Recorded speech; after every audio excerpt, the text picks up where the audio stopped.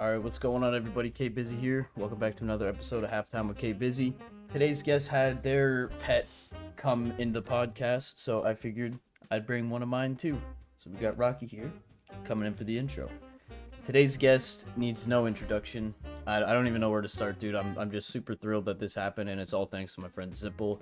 Mega shout out to zipeL for helping me connect with today's guest. Today's guest being Sparkles, one of the biggest skin enthusiasts in the entire community surrounding Counter-Strike. It was an absolute pleasure. You know, Sparkles was one of the first guys that I was watching when I got into Counter-Strike. When it comes to opening Souvenir, Factory New, Dragon Lore, the first one in Cologne 2016, all the other crazy trade-up attempts that he does. Really? Crazy case openings. I mean, you know, he does it all. So I'm not going to keep you guys here too long today. In the intro, we're going to get right into things. Mega shout out to Sparkles for wanting to do this, and super mega thank you to zipeL for building the bridge between us and helping me get in touch. We will catch you guys on the outro. Enjoy today's episode.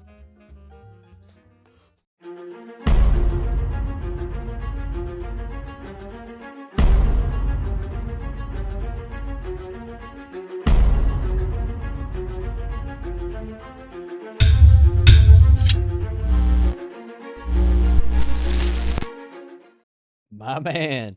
What's up, brother? How's it going? Going good, man. How are you? Yeah, I'm doing good. I'm doing all right. Good, man. So, Good. I know it's a podcast and, you know, you have to be professional and stuff, but I gotta say, man to man, dude, this is super dope. And shout out to zipeL for putting us in touch. Like I was it's cool. telling you, man, you know, when I got into Counter-Strike in like late 2015, you know, I remember opening up my first case and it's like, you know, it just takes one case to open and then your mind is completely like skins.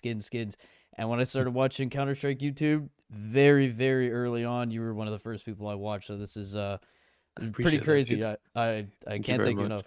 Yeah, for sure, dude. It's all good. So tell me the lore on how a young Sparkles was introduced to Counter-Strike. Well, I wasn't necessarily introduced by any external people. I remember going over, like my mum had this friend, and then we went over her house, and she had a son, and her son was older than me. I was probably like 12 or something at the time. And I remember vividly, he was playing Counter-Strike, and I just sat behind him watching him play for like 2 hours or something. It was 1.6 as well, and I had no idea what the game was, and I thought that game super cool, but then I just forgot about it.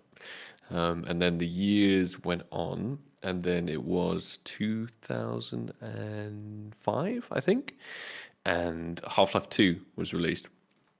And with Half-Life 2, I was like super hyped about Half-Life 2. I was really, really excited about it.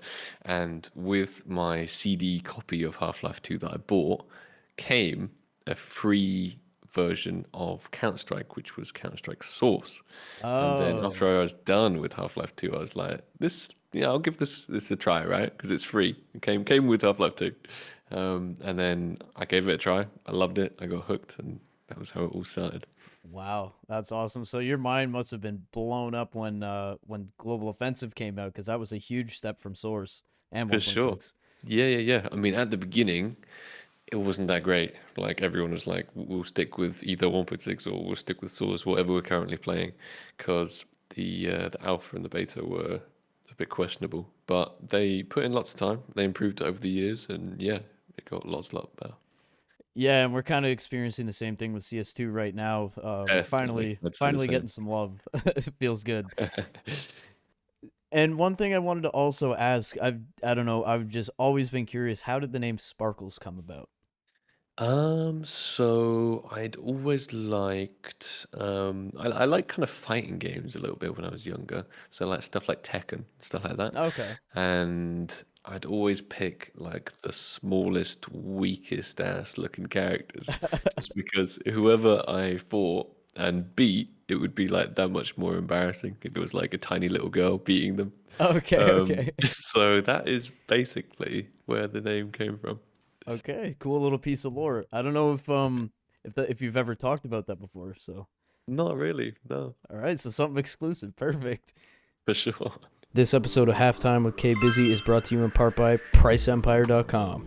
PriceEmpire.com is absolutely loaded with essential tools for any skin enthusiast. Whether it be their blog, their price comparison app, the trending deals, or your personal inventory tracker, Price Empire really has it all. PriceEmpire.com is trusted by more than 1 million users on Trustpilot to ensure everybody that it is a fair and legit website. PriceEmpire.com is linked in the description. Go step your skins game up today.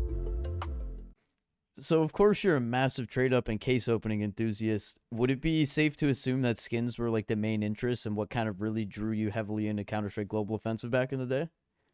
And I wouldn't, to be No. honest. I was already massively into it. I'm proud to have done the first ever Ninja diffuse in the game. It was in beta. It was in 2013, and I still have the video of it. That's so Um, cool. so yeah, I was like really into Ninja diffusing and everything, and I really wanted to bring it from CSS into CS:GO. So it wasn't a thing for me, skins. It wasn't really a thing for anyone. I think everyone that was into the game at the time, they didn't even have skins in their mind. They just focused on the gameplay. But Okay. obviously, after skins were introduced, then yeah, it's a total game changer. Yeah, for sure. So, when was it that you kind of developed your interest towards creating like YouTube content and stuff like that?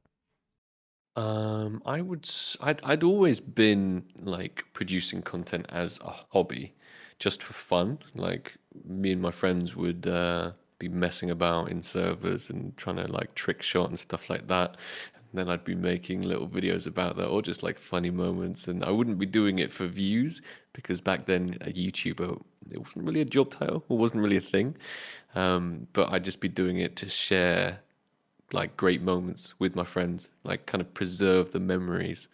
So that is what got me into kind of producing content, and then that took off a little bit because it wasn't just my inner circle and friends that were watching it. It was other people too, who were also enjoying it. And then I think it was late 2013 that I started seeing a lot of real traction, and I said to myself, okay, I'm gonna make one video every single day for the next 30 days and then just Oh, like see what happens. See if it benefits my channel, see if it, just see what happens. See if I can make some money from it. I don't know. I don't know. We'll see. So I did it and then yeah, it was insane. The algorithm massively rewarded me and started promoting all of my videos to other people and my views started going up and the YouTube revenue started going up and that was when I saw, maybe I can make this into more than just a hobby.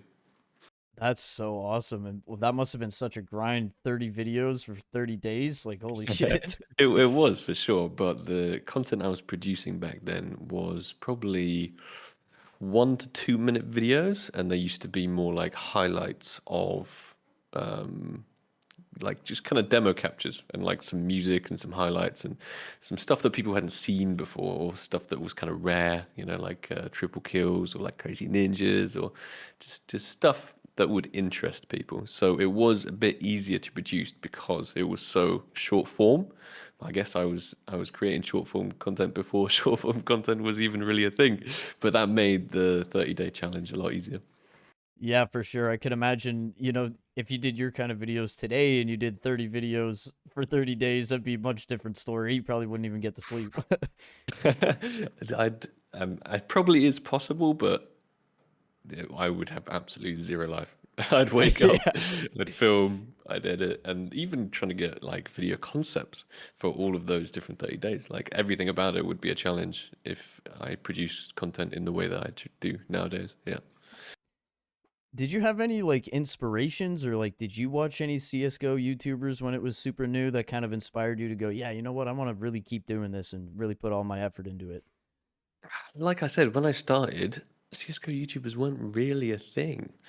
I definitely watched other people in the scene because you had to keep your finger on the pulse, right? You had to Yeah.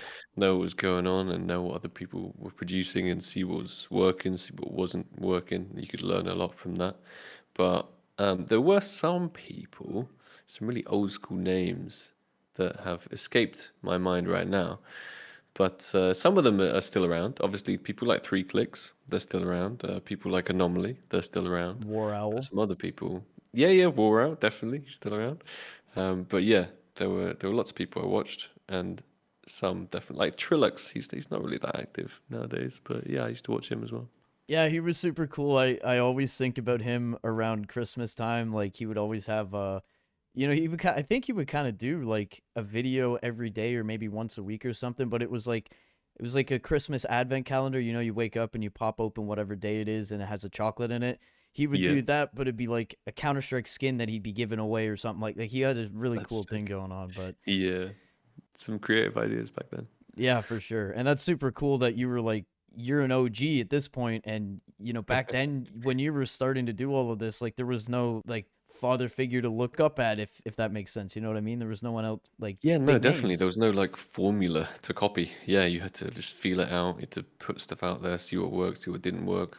So yeah, it was a completely different scene back then. Also, I tended to use a lot of copyright music in all of the kind of short form clips that I was making, and that Okay. made everything a lot better because YouTube didn't really crack down on that, and you could still monetize it back in the day. Oh So that wow. was fun. Yeah. Yeah, that definitely doesn't happen anymore. No. So it goes without saying you're, if not one of, but I'd say even the most well known skin enthusiast in the entire community surrounding Counter Strike. I was wanting to know what was the beginning of your YouTube journey like when you were getting started? I know you kind of touched on it a little bit. Mm-hmm. Well, yeah, at the beginning I didn't really focus on skins. Well, at the beginning there weren't skins, but when they were released, it was pretty exciting. I remember filming unboxing videos back then, filming some trade up videos. I had absolutely no idea what I was doing. I was doing all of the trade ups wrong. I was getting really crazy percentages that I shouldn't have.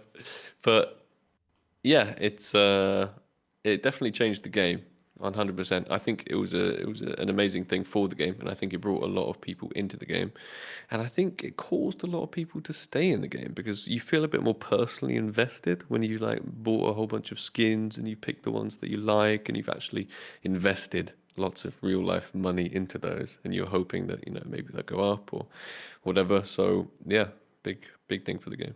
I like to think about it sometimes when I'm talking to people that are involved with like skins, like collectors and stuff like that. Like, think of Counter Strike without skins. Like, I don't think Counter Strike would be nearly as big for this long without them. Like, it 100% changed. agreed. Yeah, yeah, yeah. People would have lost interest sooner. But I Yeah, think the fact that people just are more invested via the skins definitely helps the longevity of the game. for sure. And I was researching some of your oldest videos from back, like, I went back to your Okay. channel around. What did you find? I'm scared. No, no, it was nothing bad. You did a lot of intros and stuff like that, like, for Yeah, I people to used put in to the do beginning like of videos. freelance digital 3D stuff for money. Yeah. Yeah, I didn't have any money. I needed money, and that was one of my hobbies. So Yeah, there yeah, you it's one go. of the things I did. But yeah, I went back to when I first started watching and was kind of filtering through like what videos you were putting out maybe around the time that I started, like I found out about you and I came 2015-ish. yeah, around there. Yeah. And I went a little bit further back and I came across the video that you titled Stat Track Op Boom. And in the video you said at the time the Stat Track Op Boom that you had was 115 pounds and you were thinking of selling it and buying more cases to open and in the description you put our skins a silly idea. And to me when you look back at CS, if you look at CS today and you look back 11 years ago to when that video came out, is it not just absolutely mind-boggling to see how far skins have really come? Like, It is insane. Yeah, there's absolutely no doubt it's insane. I personally, at the probably for the first 7 years or so of skins coming out, I bet against the skin market. I really did. I thought oh, there's no way, even though my whole kind of job surrounded it, I thought there's no way this is sustainable. These pixels holding this kind of value, yeah, like there's not going to last forever. And that's why when I got things like the souvenir Dragon Law, I yeah, just instant sold it because someone offered me 30,000 for it, and I was like, "Ah, absolutely, let's go, 30,000 for a skin, here we go."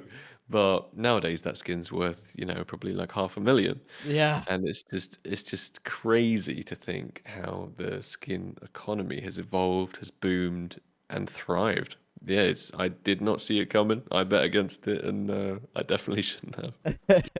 And that clip with getting the the souvenir fact new Dragon Lore, like you started calling everybody and they're like, "Oh, like what'd you get?" And, like, dude, what a classic, an instant Yeah, classic. I was pretty smashed at the time.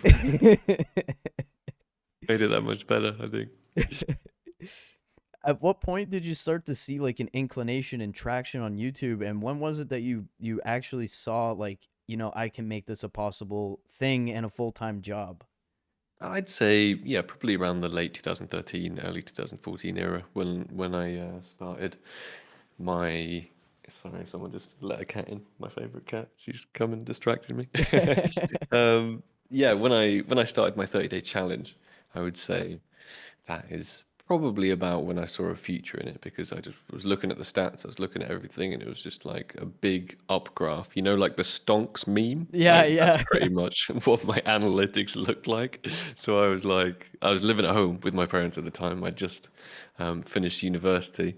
I didn't really have any career prospects whatsoever. My parents were I wouldn't say ashamed of me, but they didn't have much hope for me. They just Oh, thought I wow. was, oh yeah, they just thought I was sitting in my room playing video games all day, not doing anything with my life, and that was a world that they had absolutely no idea about. They didn't realize that I was trying to build something, from scratch by myself because they just didn't understand any of it. Obviously, they'd never played games in their lives. They're like super old school. So it was only when I started showing them kind of the hard figures and the fact that I could make money with this. I remember I got a contract with a company called Vessel, and these guys they were trying to rival YouTube, but they were like buying out all the YouTubers, and they was like, you put content on our platform 1 week early than YouTube, and then we'll pay you for it to try and attract Wow. people to the platform. So they yeah signed me up, and it was like my first ever six-figure deal and Wow. and No it was way. yeah, it was six figures, and I saw like I think it was like 110K something like that for the whole contract for the year, and I was Oh just like, my I God. was like, what is this? I was like, that is absolutely insane, and I showed my parents, and I don't think they'd ever had one single year where they'd earned as much as that, you know. So from that moment Wow. onwards, they definitely started taking me a lot more seriously. That's so crazy. Like when you're showing them this, are they like, "Oh, this is some type of scam or something?" Like that's Yeah, they definitely found it hard to believe, that's for sure. Yeah, it was totally something new to them. And it was totally something new in the world, to be honest, at the time as well. Like social media, it was not the monster that it is today, not the yeah, behemoth. So yeah, it was incredible. it was great times. Yeah, I like to I love talking about this because I just find it so funny. Like people like us, like we're involved in Counter Strike. We know Counter Strike and how things work and whatever.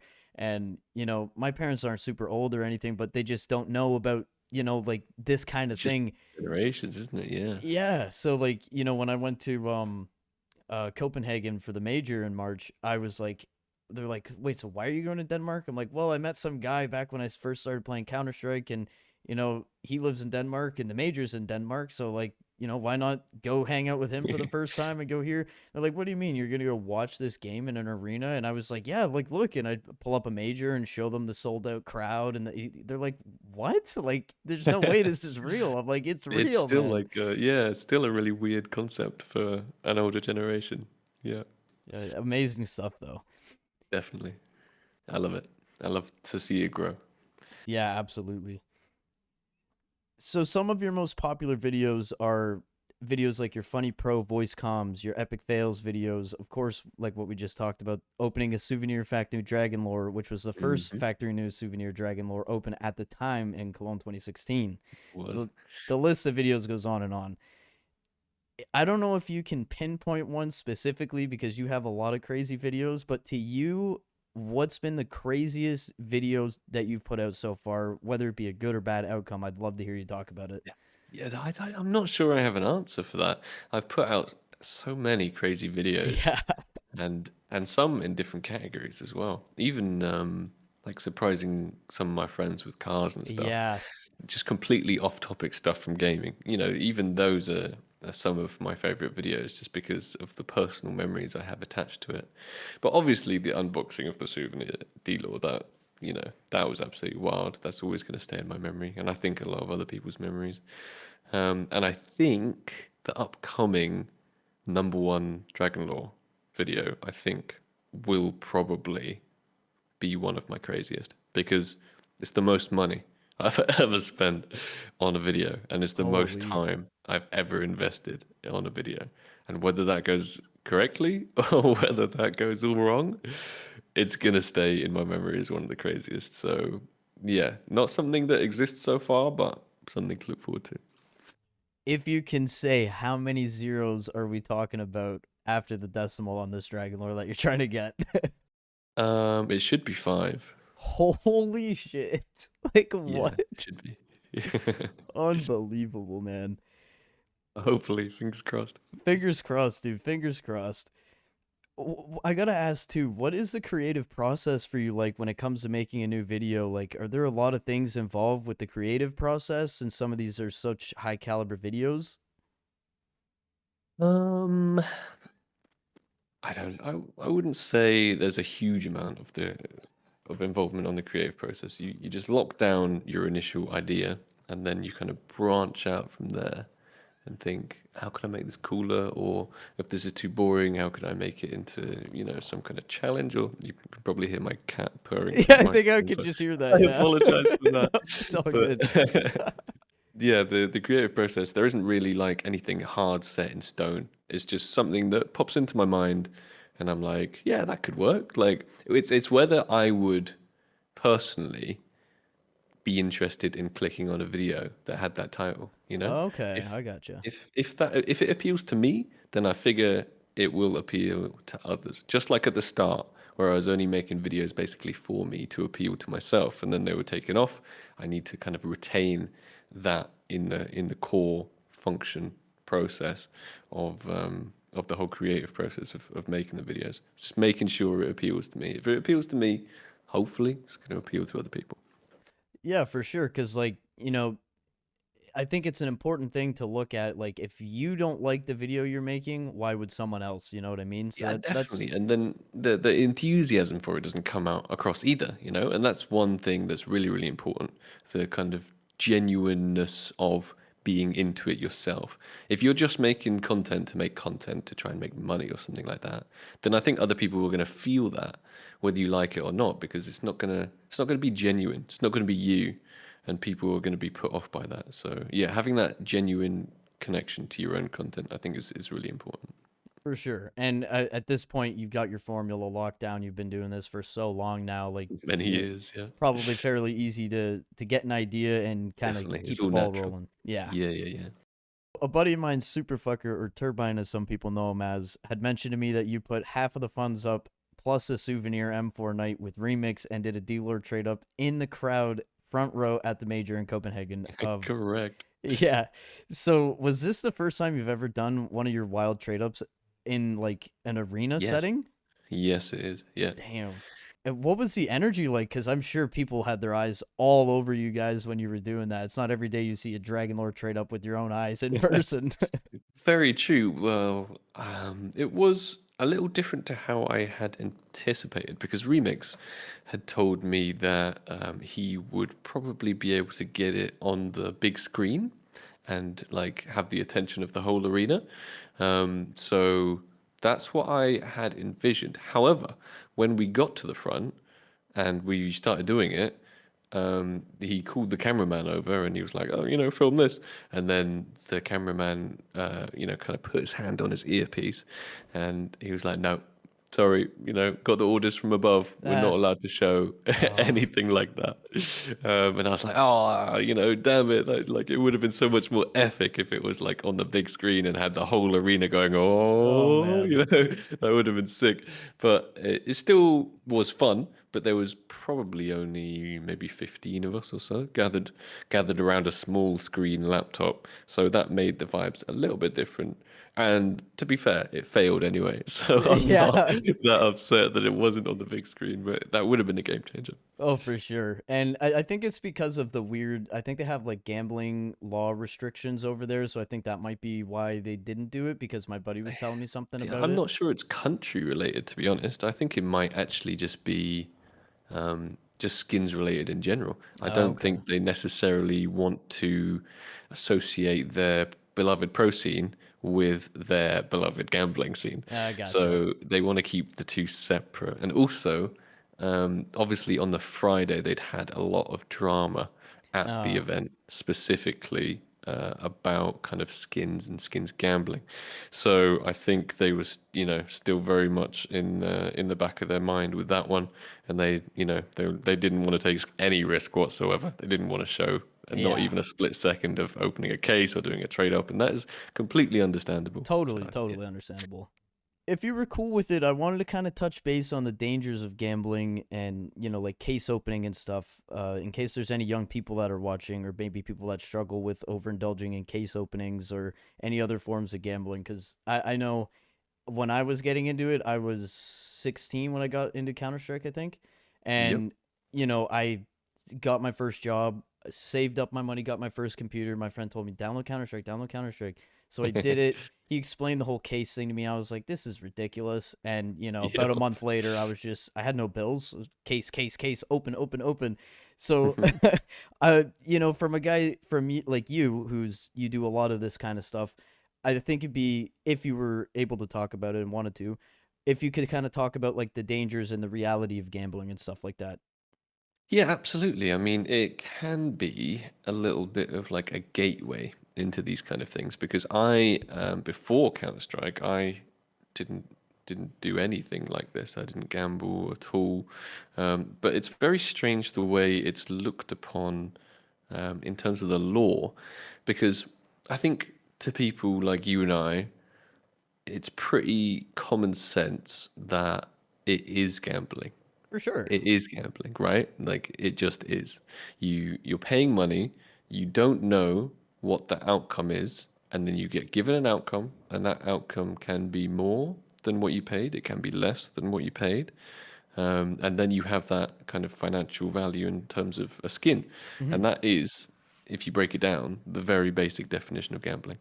However, because skins failed to be seen with monetary value, and because it's such a new scene, a government that has absolutely no idea about it is going to look at a video game skin and be like, no, that doesn't have value. They're going to be Yeah. like, that's pixels on a screen, Yeah, and that exactly. is not a store of value. But they need to realize that actually, in reality, on the internet, it is. It is a big store of value. And people pay a lot of money for these skins, and people risk a lot of money trying to get these skins, and it is gambling. So some countries have kind of wised up to this, and they've tried to ban loot box openings and stuff like that. They haven't ruled it out and made it illegal. They've just kind of banned it, but it is an exceptionally grey area. And personally, I think Valve should only let you buy keys and cases if you are 18 plus and if you've Yes. proved that you are 18 plus. However, as the system currently stands, it is just an open free for all. And I think it's because it's just on the internet, and the internet has no real one singular governing body that kind of can say this is wrong, this is right. It varies from country to country. Some countries think, oh, that's absolutely fine. Some countries think, oh no, this is completely unacceptable because basically you're letting underage children gamble. So yeah, it's very murky gray area, and I think it's producing so much money for Yeah. them. Hundreds of millions, pretty much monthly, right? Well, maybe not monthly, but a ridiculous amount of money. Hmm. I think it was like 1 billion or something, right, in a year. Last year, yeah. Yep. Yeah, right. Yeah. So when they have that kind of money behind it, and it's such a big industry, I think they can probably have some influence on some of these regulators. I'm not accusing anyone of anything. I don't want to get assassinated or something, but I do think there is some stuff going on to keep it the way it is. Um, and I don't think the way it is right now is the way it should be. That's my take on it all. Hmm. And I like what you said about how Steam should make it so that you can buy keys and cases from them It only all if you're trickles 18. down from them. Yeah, yeah, 100%. they are the gatekeepers. They hold the key. They made this entire system. They have the system, ironically, with the worst odds. So yeah, whatever comes should come from them because they're at the top of the chain. All of these third-party sites would not exist without them. They rely on, all of their skins and everything like that. So everything trickles down from them and the top of the chain. So if they are to implement some more safety measures against underage gambling, I'm 100% for it. And I For think they sure. should have done that a long, long time ago, to be honest. 100%, because you see sites like even CS Float, like that's not a gambling site, it's just a marketplace, but they have a KYC in place. So, Yep. you That's need because of the selling and the buying features on their site. That's why I think they're legally required to implement the KYC, so you can't use the skins for money laundering. exactly. And I think Steam should follow something similar to that too. Why not? It wouldn't be that hard, I 100%. could imagine. Yep. Yep. They should at minimum just have an age restriction on it because if you're 18 plus, then it's a lot less likely to enter your psyche in that kind of way and Exactly. like embed itself into your brain and then be a problem in later life. And for instance, Superfucker, who I just brought up, we had him on the podcast months ago, and we were talking about he did a case opening. Like that's a huge thing for him too. He loves doing it, and that's totally fine. I think if that's what you're into, that's what you're into. No shame in the game. But I think the important thing that some people don't realize that they should realize is that you're 9 times out of 10, like you're not going to open a case and become a millionaire. Like that's not how it works. I think he did a 6,000 opening, and I think he said he only got 30 golds. Like, that puts it really into perspective for some people, I think. Probability wise, it's about 1 in 400, I think. So yeah, it's never worth it. And then the gold you do get is it's normally terrible anyway. Yeah, like a gut knife forest DD pad field Exactly. tested or some shit. Exactly. Yeah. But going back to your YouTube channel, you've been running it for going on 16 years now, and to me, it's amazing to see the lengths that you've taken your content to, and not only that, but to remain relevant as well, which is also huge and something that not everybody can accomplish. Did you ever think that you'd be able to make it this far in your career? Like, did you ever have this kind of expectation? Absolutely not. No, I Really? really did not think. Yeah, no, I thought I thought my career would last as long as the lifetime of the game. Um, and in some regards, that is actually correct. However, my prediction for the lifetime of the game, as well as the skins industry, was a lot shorter than this. Yeah, I really didn't think it would blow up into what it has. Um, it's wild. It really is. I couldn't imagine the scene in its current state in my wildest dreams, to be honest. Not all these years later. Yeah, and with the announcement of CS2, I think how they did that was brilliant, and you could just go look at the numbers. Like they did it the right way. It caused a lot of It did they got a a lot lot of of hype. eyes on them, Yeah, and definitely. with And then they skins. disappointed everyone with the release. Yeah. Yeah, yeah, big time. But like skins look prettier now. The lighting is so much better. Source 2 is huge. Yeah, cool. But for the skins, that this is their cash cow, right? So they want to It they want is, to preserve this for as long as they can. Business definitely. wise, it's the right thing to do. So I don't know, man. It amazes me every single day. Like this could have opened another 10 years of Counter Strike. You know what I mean? Yeah, you just never know. You Yeah. never know. But it's gone strong. So if we're looking at previous trends, then yeah, the future's bright. So what is next for Sparkles? Do you have any big plans for the future, or are you kind of set on continuing the similar path that's led you to such levels of success that you've seen for so many years? I am someone that tries not to think way too far in the future because I think no matter how much you plan for the future, it probably isn't going to work out exactly the way that you've planned it. So And that's with anything. yeah, literally with anything, that's just a metaphor for life in general. So yeah, I try to take it kind of day by day. I feel like that's the easiest to deal with because if I'm thinking like of next year and the hundreds of videos that I have to produce or something, then it becomes a little overwhelming. But if I break it down to a far more simplistic kind of day by day basis, it's a hell of a lot easier to do. I haven't got obviously I got the number one Dragon Lore coming up. That's going to be a big milestone. That's in the future. I don't know if you know the DJ Atmospheres. He's like a hardstyle producer, but I've become friendly with him over the past few years, and he wants to work together on creating a music kit No that we could way. try and put into the game. So I think that would be really, really sick to do. He's invited me over to the studio. So yeah, What? I'd love to do that, and hopefully we're gonna do that shortly. I mean, I've already got a sticker in the game that I'm incredibly proud of. Oh yeah, that's So awesome. why not go for a music kit as well, right? Dude, we need the Sparkles music kit. Now that this Right? is out there, we need it. Valve, are you Hell listening? yeah. Amazing, man. Amazing. I wish you the best of luck with that. Thank you. Thank you. What kind of direction do you think we should go with it? What kind Oh of man. genre? I think it's obviously going to be like EDM based. Yeah, I was gonna say a lot of like Europe especially just as a whole, I think a lot of you guys love EDM. Like that's a big thing We over there, do. right? We I, do. I think you should do it. I think you should do it.